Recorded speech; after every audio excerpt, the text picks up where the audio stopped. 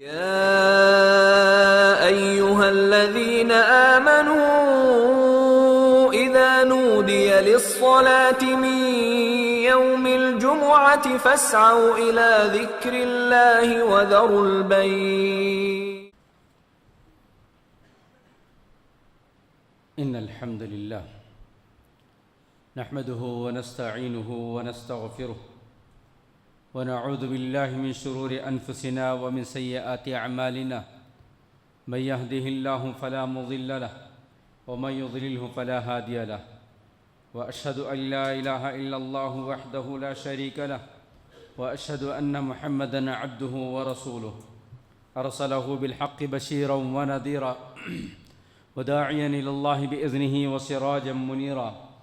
أما بعد، فإن خير الحديث كتاب الله، وخير الهدي هدي محمد صلى الله عليه وسلم، وشر الأمور محدثاتها، وكل محدثة بدعة، وكل بدعة ضلالة، وكل ضلالة في النار.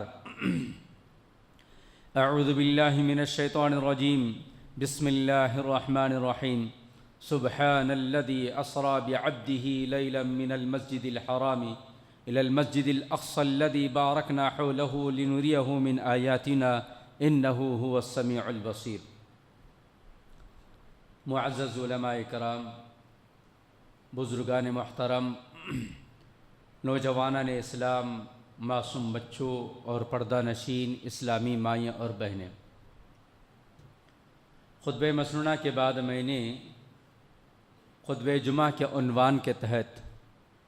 سورہ اسراء کی پہلی آیت کریمہ کی تلاوت کی۔ خطبہ جمعہ کا عنوان ہے مسجد اقصیٰ تو ہمیں معاف کر دینا۔ حاضرین جمعہ،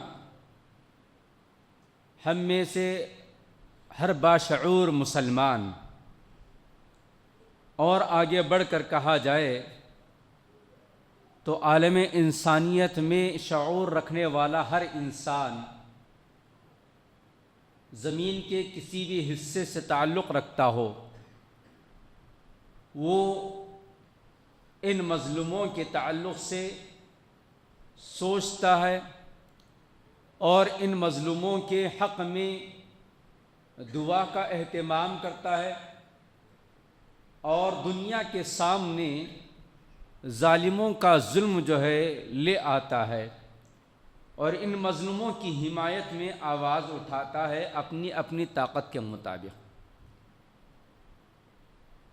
عام انسان کے لیے اہل فلسطین یا اہل غزہ پر ہونے والے مظالم، ظلم و ستم جو ہے ایک ہمدردی رکھتے ہیں، بحیثیت انسان یا بحیثیت ممالک ایک دوسرے کی ہمدردی کے بلبوتے پر وہ حمایت کر رہے ہیں، اور ان کی حمایت میں، ان کی مدد میں، ان کے تعاون میں احتجاجی جلوس یا احتجاجی نعرے لگا رہے ہیں۔ اقوام متحدہ میں دیگر ممالک جو ہیں آواز اٹھا رہے ہیں، لیکن ایک مسلمان کے لیے اس سرزمین یا اس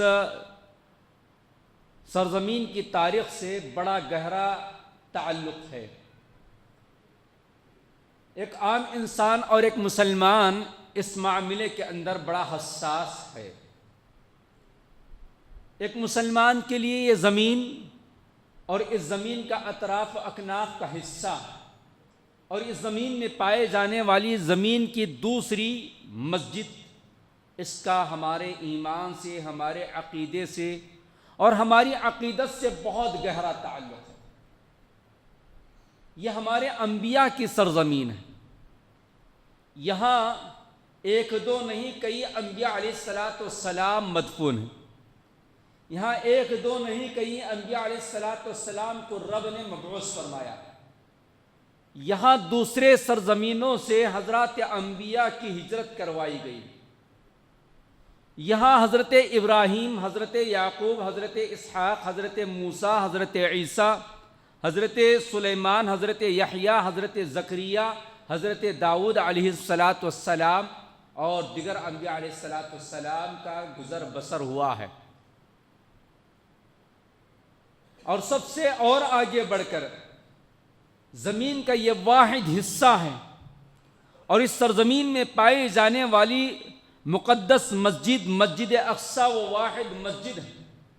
جہاں اللہ تبارک و تعالیٰ نے حضرت آدم علیہ السلام سے لے کر رحمت للعالمین محمد مصطفیٰ صلی اللہ علیہ وسلم تک جتنے انبیاء دنیا میں مبعوث فرمائے گئے ان تمام کو ایک جگہ جمع کیا گیا۔ وہ سرزمین مبارک زمین مسجد اقصی کی زمین فلسطین کی زمین ہے۔ یہ زمین کا وہ واحد گھر ہے جس میں اللہ تبارک و تعالیٰ نے تمام نبیوں کو جمع فرمایا اور رحمت للعالمین نے امامت فرمائی۔ یہ زمین کا وہ واحد گھر ہے جس کو یہ فضیلت ہے کہ یہ مسلمان امت مسلمہ اور امت محمدیہ کا قبلہ اول رہا ہے۔ یہ زمین کا وہ حصہ ہے جس کو اللہ تبارک و تعالیٰ نے قرآن میں بار بار ذکر فرمایا تو بارکنا حولہ کا تذکرہ فرمایا کہ یہ خیر و برکت والی زمین ہے۔ یہ زمین کا وہ حصہ ہے جہاں سے رب کائنات نے اپنے نبی محبوب علیہ السلام کو معراج پر بلانا چاہا تو اللہ تبارک و تعالیٰ نے اسی سرزمین سے نقطے سفر کا آغاز فرمانے لگایا کہ معراج کا سفر یہی سے کروایا، جہاں یہ ہماری عقیدت اس سرزمین سے جڑی ہوئی ہے، ہمارے ایمان اور ہماری شریعت سے اس کا بڑا عنصر لگا ہوا ہے، وہیں پر یہ زمین اور یہ زمین کا یہ حصہ دنیا انسانیت کا سب سے قدیم حصہ ہے۔ دوسرے زمین دوسرے ممالک کو انسان جانتا ہو یا نہ جانتا ہو، لیکن ملک شام، ملک یمن، ملک مصر، ملک فلسطین اور اس کے اطراف جتنے ممالک ہیں اس سرزمین کو انسان بڑی پرانی تاریخ کے ساتھ جانتا ہے۔ وقت نہیں کہ میں آپ کے سامنے اس کی قدیم تاریخ کا ذکر کروں، لیکن اتنا بتاتا چلوں کہ اس زمین کے اوپر جس قدر اس کی پرانی تاریخ ہے، جس قدر اس کی فضیلتیں ہیں، جس قدر اس کے اطراف اکناف خیر و برکت کا نزول کیا گیا، اسی قدر یہ زمین ماضی سے آج تک اور آج سے صبح قیامت تک مظلوموں کی زمین کہلائے گی۔ ظلم و ستم کے پہاڑ اس سرزمین پر آج نہیں بلکہ سالہ سال سے ماضی سے ہیں۔ قبل مسیح حضرت عیسیٰ علیہ السلام کی پیدائش سے پہلے سے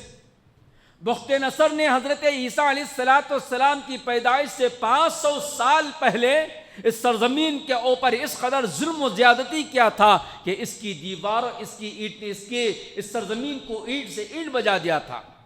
اور شر و فساد، خون و فساد، ہر چہاروں جانب فتنہ، قتل عام اس سرزمین کو خون سے رنگا گیا تھا۔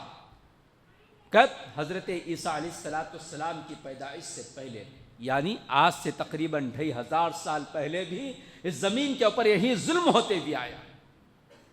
اور رفتہ رفتہ جب ہم اس کی تاریخ اٹھا کر دیکھتے ہیں تو ہر دور کے اندر اس سرزمین کے اوپر ظلم اور زیادتی ہوتی۔ اس کے بہت سارے اسباب۔ یہ سرزمین جہاں امت محمدیہ کے لیے، شریعت اسلامیہ کے ماننے والوں کے لیے اس سرزمین سے بڑا گہرا تعلق ہے، اس سرزمین سے بڑا گہرا تعلق ہے، وہیں پر دوسرے مذاہب کے لوگوں کا بھی عقیدت کے ساتھ اس سرزمین سے رشتہ جڑا ہوا ہے، چاہے وہ یہودی ہو کہ عیسائیت، یہودی ہو کہ عیسائیت، ان کا بھی اس سرزمین سے بڑا گہرا رشتہ ہے۔ لیکن یہ ظالم قوم ہمیشہ اس سرزمین کے ساتھ اپنی عقیدت کے نام پر جو ہے وہاں بسنے والوں پر ظلم اور زیادتی کے پہاڑ توڑتے ہوئے آئی، اور وہاں مبعوث ہونے والے انبیاء علیہ السلام کے ساتھ نازیبا سلوک ہی نہیں بلکہ ان کا قتل کرنا بھی ان کے لیے کوئی عیب کی بات نہیں تھی۔ ایسی مغضوب قوم ہے یہ، ایسی ظالم اور ایسی ملعون قوم ہے یہ یہودی قوم۔ حضرات، اس سرزمین کا تعلق جہاں فضائل کے ساتھ ہمارا اور آپ کا رشتہ جڑا ہوا ہے، وہیں پر میدان حشر اور نشر کا حصہ بھی یہیں سے جڑا ہوا ہے۔ یہ وہ سرزمین ہے جہاں دجال داخل نہیں ہو سکتا ہے، اسی سرزمین کے اندر حضرت عیسیٰ علیہ السلام کا دوبارہ نزول ہوگا. اسی سرزمین کے حصے میں امام مہدی علیہ السلام تشریف پائیں گے. اسی سرزمین کے حصے میں دجال کا خاتمہ کیا جائے گا. اسی سرزمین کے حصے میں یاجوج اور ماجوج کا خاتمہ کیا جائے گا. اور اسی سرزمین کے اندر یہودیوں کو ختم کیا جائے گا. اور ہر وہ یہودی جو زمین پر اس وقت بسا رہے گا ان تمام کا خاتمہ کیا جائے گا. اور پھر اسی سرزمین سے انصاف کا بول بالا ہوگا اور اسی سرزمین پر حشر اور نشر کا معاملہ ہوگا اور یہیں پر ہوگا. اور یہاں کے ایمان اور یہاں کے اہل ایمان کی بڑی فضیلتیں احادیث کے اندر بتائی گئی. حاضرین، زمین پر 3 مسجدیں ایسی ہیں جہاں شریعت مطہرہ، شریعت محمدیہ کے تحت ایک انسان ثواب کی نیت سے سفر کر سکتا ہے. آپ علیہ السلام نے فرمایا کہ کسی انسان، کسی مومن کے لیے جائز نہیں ہے کہ وہ ثواب کی نیت سے کہیں اور کا سفر کرے سوائے ان 3 مسجدیں. اور ان 3 مسجدوں میں مسجد حرام، مسجد نبوی اور مسجد اقصی ہے.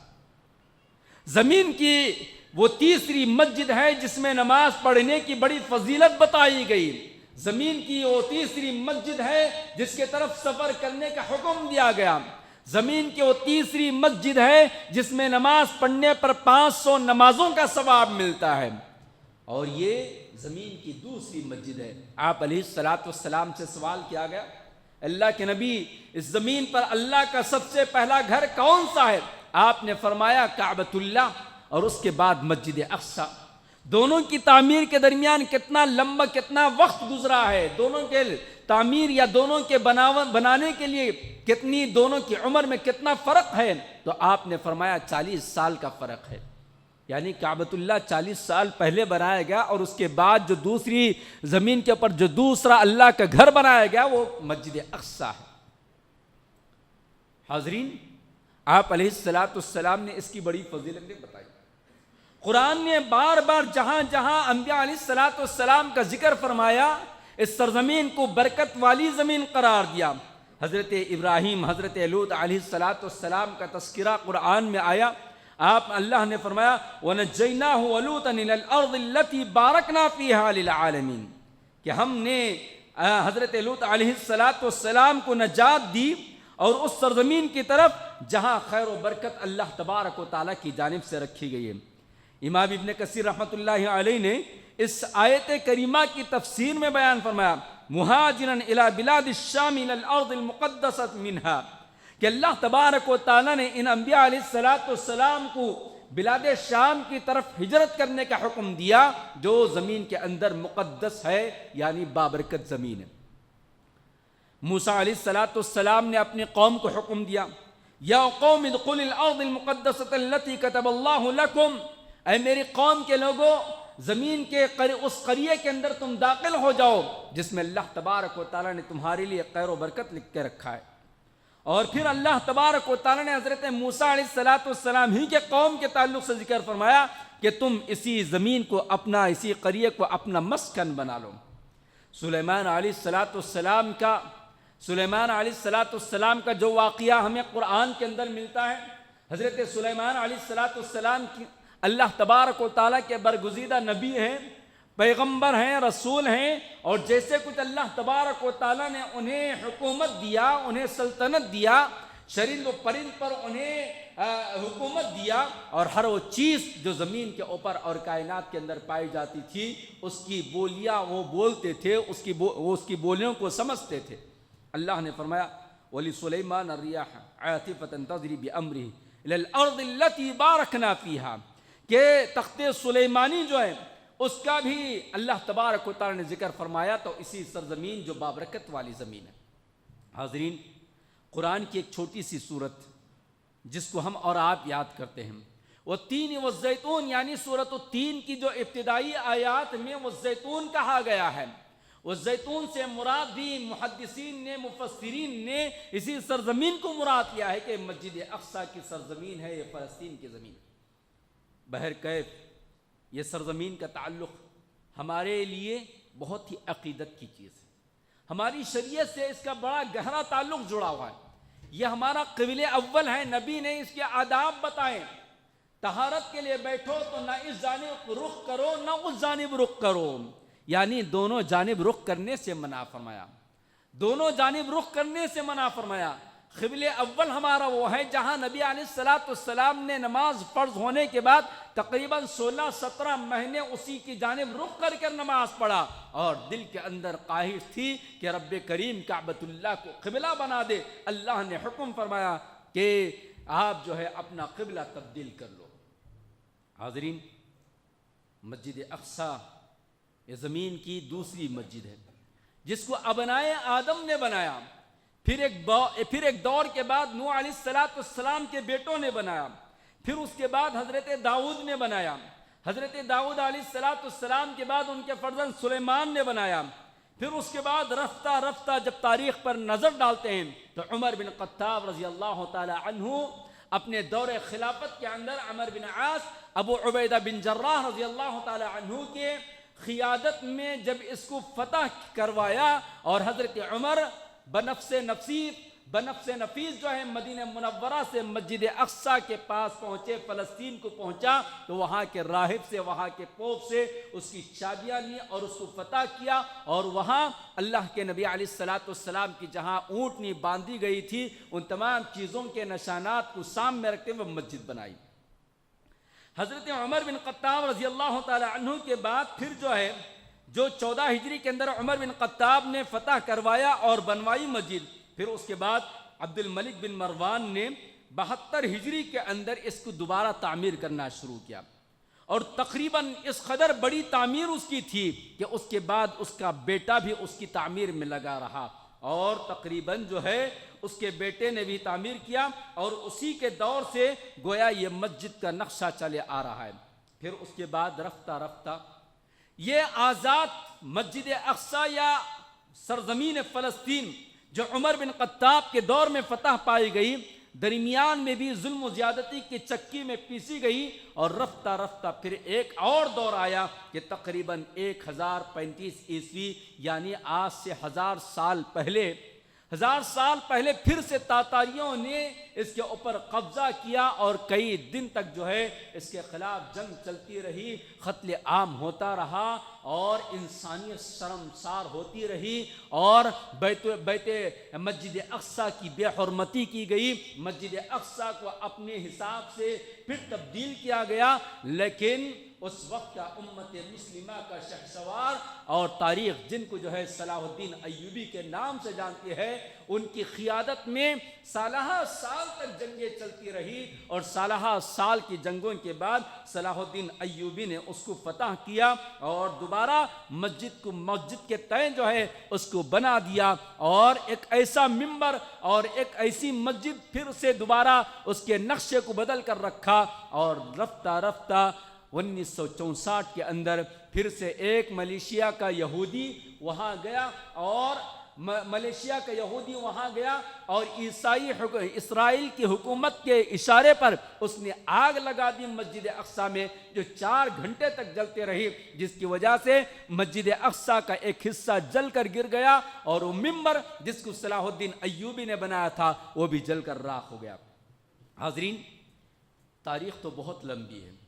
تاریخ کی کتابیں ہم کو پڑھنا چاہیے،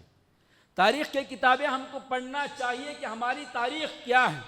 کب کب ہم پر ظلم اور زیادتی کے پہاڑ توڑے گئے، اور اس ظلم کا مقابلہ اس وقت کے مرد مومنوں نے کیسے کیا، اور ہر دور کی ظالموں کی تاریخ کیسے لکھی گئی، اور ظالموں کا انجام کیسے ہوا۔ جہاں ہمیں اپنی تاریخ پڑھ کر اپنے بچوں کو اپنے قبیلے اول کی فضیلت بتانی ہے، وہیں پر ان بچوں کے دل و دماغ میں اور ہمیں خود کو بھی معلوم ہونا چاہیے کہ ہماری کس قدر روشن تاریخ ہے۔ ایک طریقے سے روشن تاریخ ہے، دوسری جانب سے مظلوموں کی تاریخ بھی ہے، تو ان دونوں تاریخوں کو ہمیں اور آپ کو سامنے رکھنا چاہیے۔ نبی علیہ السلام نے اس سرزمین کے تعلق سے اس بات کی خوشخبری سنائی تھی کہ لو میرے صحابہ، تم قیامت کی بڑی بڑی 6 نشانیاں مجھ سے سیکھ، مجھ سے یاد کر لو، گن لو، یاد رکھ لو، کاؤنٹنگ کر لو۔ صحابہ نے فرمایا ٹھیک ہے۔ آپ نے فرمایا اس میں سب سے پہلی قیامت کی سب سے بڑی نشانی یہ ہے، قیامت کے قریب آنے کی، کہ وہ میری وفات ہے، یعنی نبی کی وفات سب سے بڑی نشانی ہے۔ اس کے بعد آپ نے فرمایا ثم فتح بیت المقدس، اس کے بعد میری وفات کے بعد قیامت کی نشانیوں میں سے ایک نشانی یہ ہے کہ بیت المقدس جو ہے فتح ہوگا، اور گویا وہ سن 14 ہجری حضرت عمر فاروق رضی اللہ تعالی عنہ کے دور میں فتح ہوا۔ حاضرین، اس کی تاریخ ظلم و زیادتی کی بہت ہے۔ 1929 کے اندر یہودیوں نے اقوام متحدہ کے اندر اس کے اندر اپنا حصہ مانگا، اور پھر اس کے بعد 1983 کے اندر بیت المقدس پر پھر سے حملہ کرنے کی کوشش کی۔ ویسے اس سرزمین کے اوپر جب سے اسرائیل اور یہودیوں کا قبضہ ہوا ہے، جن کو یہ کہہ کر بسایا گیا تھا، کس قدر عجیب فلسفہ ہے دنیا انسانیت کا کہ یہودی جو ظلم اور زیادت، یہ یہودی جو اپنی خباثت، اپنی نجاست کی وجہ سے زمین کے ہر حصے میں مغضوب تھے، ملعون تھے، کوئی ان کو پناہ نہیں دے رہا تھا، کوئی انہیں پناہ دینے کے لیے تیار نہیں تھا۔ ایسے میں عالم انسانیت نے یہ کہہ کر فلسطین میں بسایا کہ بھی انسان ہیں، انہیں بھی جینے کا حق دیا جانا چاہیے، یہ مظلوم ہیں، یہ زمین کے ستائے ہوئے لوگوں کے ستائے ہوئے لوگ ہیں، انہیں کہیں سر چھپانے کی جگہ نہیں، بس رہنے کے لیے تھوڑی سی جگہ انہیں دی جائے۔ لیکن یہی مظلوم جو مظلوم بن کر آئے تھے، یہی ظالموں نے ایسا قبضہ کیا کہ وہاں کے حقیقی جو لوگ ہیں انہی کو جو ہے خیموں کے اندر ڈھکل دیا، انہی کی سرزمینوں پر قبضہ کیا، انہی کے آباد کردہ شہروں کو جو ہے ویران کر دیا، انہی کے گھروں پر جو ہے بلڈوزر چلایا، انہی کے انسانیت نما وہی لوگ جو انسان بن کر ان مظلوم نما خبیثوں کو بسنے کے لیے جگہ دی تھی، انہی پر کتوں کو چھوڑنے کا کام کیا، اور انہی پر ظلم و زیادتی کرتے کرتے کبھی مسجد اقصی کی بے حرمتی تو کبھی انسانیت کی بے حرمتی کرتے ہوئے تقریباً سال سے چلنے والی یہ ظالموں کی کہانی آج تک چل رہی ہے، اور ہم اپنی آنکھوں سے دیکھ رہے ہیں، لیکن ہمارا ایمان یا ہمارا ضمیر اس قدر کمزور ہے، ہمارا ضمیر یا ہماری غیرت مر چکی ہے کہ ہمارے اندر نہ شعور ہے، نہ ہمارے اندر غیرت ہے کہ نبی نے فرمایا زمین کا کوئی مسلمان کسی مسلمان کے پیر میں کانٹا چوب جائے تو اس کا پورا جسم جس طرح درد محسوس کرتا ہے، اسی طرح زمین پر بسنے والا مومن کسی مومن کے پیر میں کانٹا چبھتا ہے تو درد محسوس کرنا چاہیے۔ وہ درد ہمارے اندر نہیں ہے، وہ غیرت ہمارے اندر سے نہیں ہے، ہمارا ضمیر مردہ ہو چکا ہے، ہم زمین کے اوپر چلتی پھرتی لاش کے مانند چل رہے ہیں۔ ہم سوشل میڈیا پر آنے والے ان دردناک بھیانک ویڈیو کو جہاں انسانیت تڑپ رہی ہے، سسک رہی ہے، بلک رہی ہے، معصوم اور مظلوموں کا خون بہایا جا رہا ہے، پانی سے تیز، پانی سے زیادہ خون گویا سستا کر کر بہایا جا رہا ہے، جہاں دن کے اجالے میں بمباری کی جا رہی ہے، رات کے اندھیرے میں بمباری کی جا رہی ہے، جہاں دواخانوں پر بمباری کی جا رہی ہے، مسجدوں پر، اسکولوں پر، مدارس پر، خیموں پر، نہتے مسلمانوں، نہتے لوگوں پر، عورتوں پر، بچوں پر، بوڑھوں پر بمباری ایسے کی جا رہی ہے جو گویا کہ بارش برس رہی ہے اور اس بارش کا اثر زمین پر ہو رہا ہے۔ ہر چہاروں جانب بارود ہی بارود، ہر چہاروں جانب دھواں ہی دھواں نظر آتا ہے، ہر چہاروں جانب بم کی آوازیں تڑپ رہا، بم کی آوازیں آ رہی ہے۔ زمین پر بسا ہوا فلسطین، غزے پر بسنے والا انسان اس بات کا ثبوت نہیں دے سکتا کہ ایک سیکنڈ بعد میرے ساتھ کیا ہونے والا ہے، میری اولاد کا کیا حشر ہوگا، میری بیوی بچوں کا کیا عالم ہوگا۔ نہ اسے اپنے گھر کی فکر ہے، نہ اسے اپنی زمین کی فکر ہے، نہ اپنی اولاد کی فکر ہے۔ تقریباً 1.5 سال سے چلنے والی یہ جنگ جس کو ساری انسانیت دیکھ رہی ہے، مظلوم کی حمایت میں آواز اٹھانے والے آواز اٹھا رہے ہیں، لیکن ظالم امریکہ اور ظالم اسرائیل اور ظالم برطانیہ نے اس کی پشپناہی کرتے ہوئے ہزاروں نہیں لاکھوں مسلمانوں کا، ہزاروں نہیں لاکھوں بچوں کو یتیم کر دیا، ہزاروں نہیں لاکھوں خواتین کو بیوہ کر دیا، ہزاروں ہزاروں نہیں لاکھوں گھروں کو گرا دیا زمین کے اوپر سے. اس طرح اس زمین کو جو ہے ختم کرنے کی کوشش کر رہا ہے کہ گویا وہاں کوئی چیز تھی نہیں. بڑی بڑی عمارتیں ملبوں کے اندر تبدیل ہو گئی. بچے اس کے اندر ترس رہے ہیں. معصوم بچوں کے ویڈیو ہماری آنکھوں کے سامنے سے گزرے ہوں گے کہ ان ملبوں کے نیچے اللہ اکبر کے نعرے لگانے والے,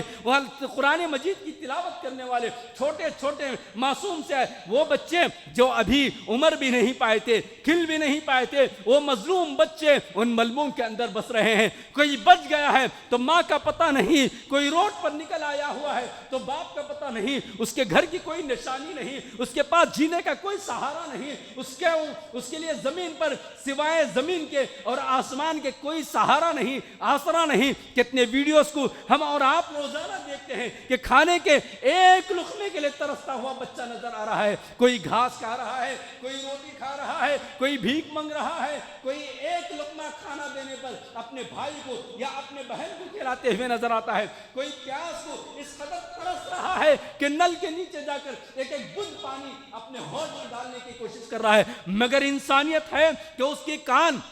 مگر انسانیت ہے کہ وہ بہرا ہو چکا ہے, وہ اندھا ہو چکا ہے, اس کا دل مردہ ہو چکا ہے کہ نہ انہیں بنیادی ضروریات وہاں تک پہنچ سک رہے, نہ دوا پہنچ رہی ہے, نہ کھانا پہنچ رہا ہے, نہ غذا کا کوئی راستہ ہے, نہ پانی وہاں پہنچ رہا ہے, نہ رات میں, نہ عید میں, نہ رمضان کا معاملہ, نہ افطار کا معاملہ, نہ نماز کا معاملہ. ہر حال میں وہ سہما ہوا ہے. لیکن بہادر قوم کے بیٹے ہیں, شجاعت کی علامت بنے ہوئے ہیں. وہ مائیں جن کی گود میں پلنے والے بچوں کو ہم ہزارہ مرتبہ سلام عقیدت پیش کرتے ہیں کہ ان کی بہادر بیٹے, ان کے بہادر اولاد جو ابھی بچے تو ہیں لیکن اپنے ہاتھ میں پتھر لے کر دشمن کا مقابلہ کر رہے ہیں, اپنی زبان پر توحید کے نعرے لگا رہے ہیں. کسی قسم کا کوئی شکوہ نہیں, کوئی شکایت نہیں. ماں نے سب کچھ لٹا دیا, شوہر کو لٹا دیا, بیٹوں کو لٹا دیا, بھائی کو لٹا دیا, باپ کو لٹا دیا. لیکن تنہا خاتون کہتی ہے کہ اے مسجد اقصی ہم زندہ ہے, اے ارض فلسطین ہم زندہ ہے, ہمارا ایمان زندہ ہے, ہماری غیرت زندہ ہے, ہمارے خون کا آخری قطرہ تیرے دفاع کے لیے, ہمارے خون کا آخری قطرہ تیری حفاظت کے لیے رہے گا. وہاں کہنے والی ماں, وہاں کہنے والی ایک خاتون, وہاں کہنے والا ایک معصوم بچہ. مگر یہاں لاکھوں کی تعداد میں, کروڑوں کی تعداد میں ہم اور آپ بستے ہیں, ہماری ہاتھ دعا کے لیے نہیں اٹھتے ہیں. وہاں ایک ایک قطرہ پانی کے لیے ترس رہا ہے, اس کا خون بہا جا رہا ہے. یہاں ہم سے نہ پیپسی چھوڑتی ہے, نہ کوکو کولا چھوڑتا ہے, نہ کولڈ ڈرنک چھوڑتی ہے, نہ 7 اپ چھوڑتا ہے, نہ برگر چھوڑتا ہے, نہ پیزا چھوڑتا ہے. بلکہ ہم جو ہے ان کے خون کے لیے جتنا ذمہ دار ظالم اسرائیل ہے اسی قدر ہم بھی ذمہ دار ہیں کہ ہمارا نوجوان طبقہ, ہماری مائیں, ہماری بہنیں, ہمارے معصوم بچوں کے پیٹ میں ہم جو ڈال رہے ہیں, جو غذا کے طور پر پیسہ لگا رہے ہیں, وہی پیسہ ظالم امریکہ, ظالم اسرائیل ہمارے خلاف استعمال کر رہا ہے. ہماری غیرت کہاں ہے کہ وہاں کے ویڈیوز دیکھ کر ہم تڑپ تو جاتے ہیں, لیکن ہماری زندگی کا جو معاملہ ہے وہ کسی قسم کی تبدیلی ہمارے اندر نہیں آ رہی ہے. حاضرین, کیا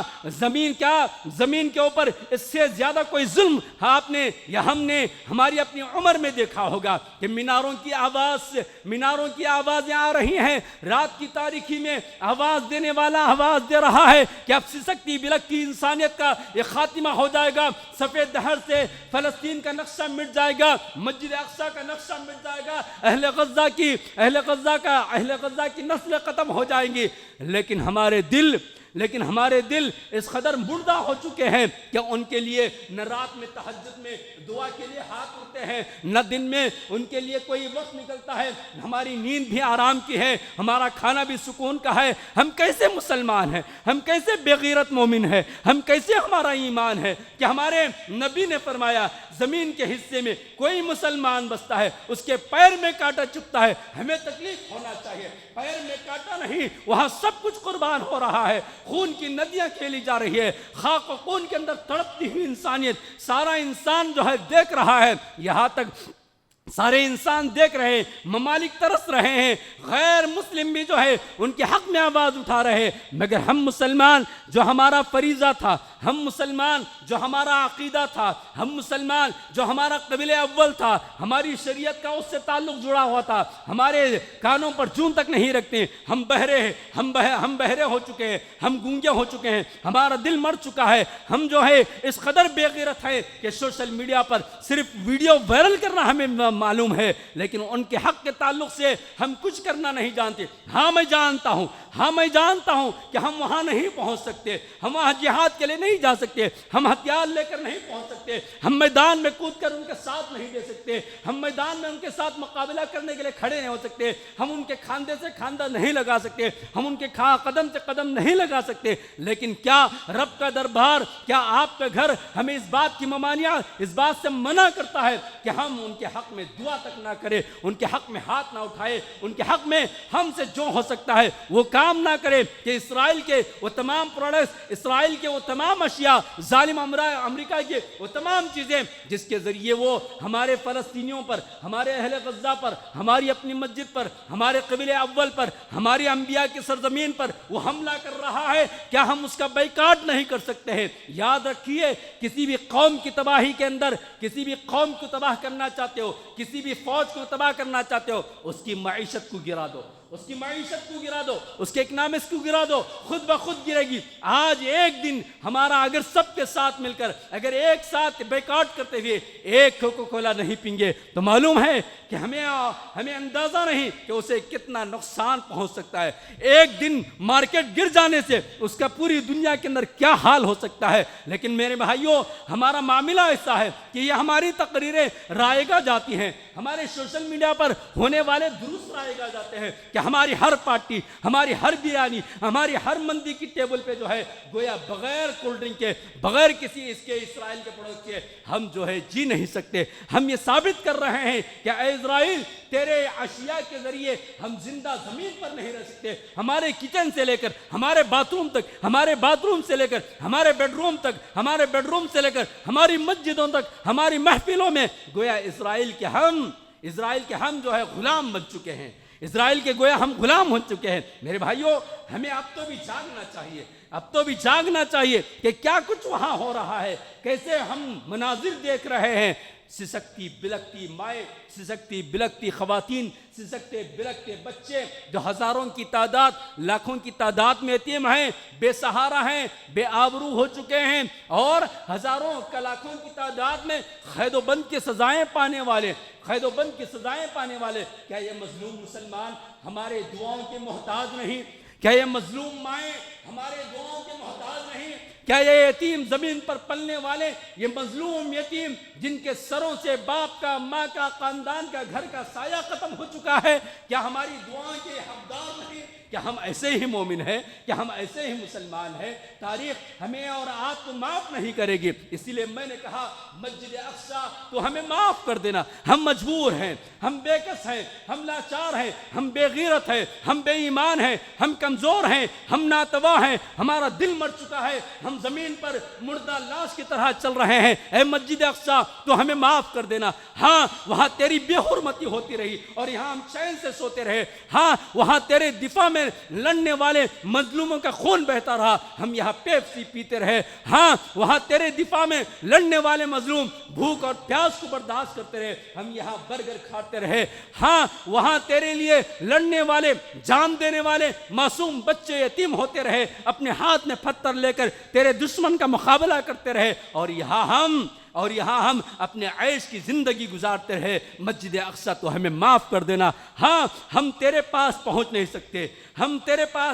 سکتے، ہم سرحدوں میں بند ہیں، ہم سرحدوں کے اندر پیاک ہیں، ہم تیرے پاس نہیں آ سکتے، تیرے دفاع کرنے والوں کے ساتھ کھڑے تو نہیں ہو سکتے، لیکن مسجد اقصی تو کہہ سکتے ہیں اے بے غیرت مسلمانوں، تم میری دفاع کے لیے دعا تو کر سکتے تھو، اے بے غیرت مومنوں، تم میرے دفاع کے لیے تمہارے اپنے دشمن کو کمزور تو کر سکتے تھو، اے بے غیرت مسلمانوں، تم میرے دفاع میں آنے والی خواتین کا تو کم سے کم ان کے آنسوؤں کا سہارا بن سکتے تھے، ان یتیموں کی آہ و بکا کی تو تمہارے دل کو نرم کرنا چاہیے تھا۔ یہ مسجد اقصی کہہ سکتے ہیں، لیکن اے مسجد اقصی، ہم بارہا تجھ سے معافی مانگتے ہیں، ہم بے غیرت ہیں، ہم مردہ قوم ہیں، ہم ذلیل قوم ہیں، دنیا ہمیں اسی ذلیل قوم کے اسی ذلت اور رسوائی کے اندر دیکھنا چاہتی ہے، اور ہم بھی اپنے آپ کو بدلنا نہیں چاہتے ہیں۔ اے مسجد اقصی، اب تیرا حامی پہلے بھی، اب بھی، اور صبح قیامت تک رب کائنات ہی ہے۔ ہم دعا کرتے ہیں کہ تیرا حامی، تیرا ناصر، تیرا مددگار جو ہے وہ رب ہی ہے، جو ابابیل کو بھیج کر کعبۃ اللہ کی حفاظت کیا تھا، وہی ابابیل کو بھیج کر تیری حفاظت کرے گا۔ میں اس بحث میں نہیں جاؤں گا کہ وہاں جنگ کس نے چھیڑی، وہاں جنگ کس لیے ہوئی،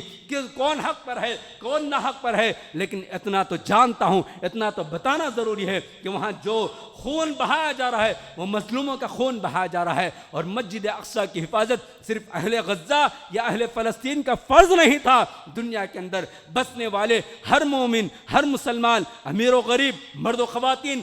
بزرگ اور نوجوان، ہر ایک کا فریضہ تھا۔ لیکن ہم وہاں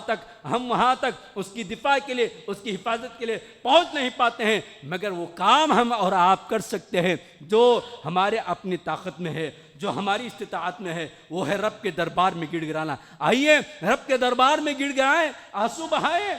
بہائیں، رب کو منوائیں، رب کی مدد آئے گی۔ وہاں بھی ابابیل آ سکتے ہیں، وہاں بھی فرشتوں کا نزول ہو سکتا ہے، وہاں بھی جو ہے وہ مظلوموں کے حق میں ہماری دعائیں اگر رب نے سن لیا تو پھر ظالموں کا خاتمہ ہو سکتا ہے۔ فرعون کا خاتمہ ہوا، بخت نصر کا خاتمہ ہوا، تاتاریوں کا خاتمہ ہوا، یہودیوں کا خاتمہ ہوا، عیسیٰ جنگ عظیم کے اندر لڑنے والوں کا خاتمہ ہوا، اور جنگ عظیم دوم کے اندر لڑنے والوں کا خاتمہ ہوا، ابو جہل اور ابو لہب کا خاتمہ ہوا، جنگ بدر کے اندر آنے والے کافروں کا خاتمہ ہوا، جنگ احد میں شریک ہونے والے مشرکوں کا خاتمہ ہوا۔ کیا زمین کے اوپر ظالموں کا خاتمہ نہیں ہو سکتا ہے؟ ہو سکتا ہے، شرط یہ کہ ہم اپنے رب کو منوائیں، رب کے سامنے گڑوائیں، بھیک مانگے۔ جہاں وہ بچے ایک خطرہ پانی کے لیے کسی کے سامنے ہاتھ پھیلا رہے، وہیں پر ہم اپنے رب کے دربار میں مسجد اقصی کی حفاظت کے لیے، مظلوم مسلمانوں کے لیے، اہل غزہ کے مظلومیت کے لیے، وہاں کے یتیموں کے لیے، وہاں کے بے کسوں کے لیے رب کے دربار میں آنسو بہاتے ہوئے رب کو منوائیں، تو رب کی مدد آئے گی۔ ہمارا یقین ہے رب کی مدد آئے گی، لیکن رب کی مدد آنے کے لیے جو اصول ہے، وہ اصول یہ ہے کہ ہم اپنے آپ کو بدلیں، اپنے آپ کو چینج کریں۔ اس بات کا بھی مجھے اعتراف ہے، مسجد اقصی مجھے معاف کر سکتی ہے، لیکن 5 منٹ اگر بڑھ جائیں گے تو آپ لوگ نہیں معاف کریں گے، مجھے اس بات کا بھی یقین ہے۔ اللہ سے دعا کریں، الہ العالمین مسجد اقصی کو آزاد فرما دیجئے۔ اے اللہ اہل غزہ پر رحم فرمائیے، اہل فلسطین پر رحم فرمائیے، اے اللہ عالم اسلام پر رحم فرمائیے، زمین کی تمام مساجد کی حفاظت فرمائیے، عبادت گاہوں کی حفاظت فرمائیے، حرمین کی حفاظت فرمائیے۔ اے اللہ ہماری دعاؤں کو قبول فرمائیے۔ ربنا تقبل منا انک انت السمیع العلیم وتب علینا انک انت التواب الرحیم۔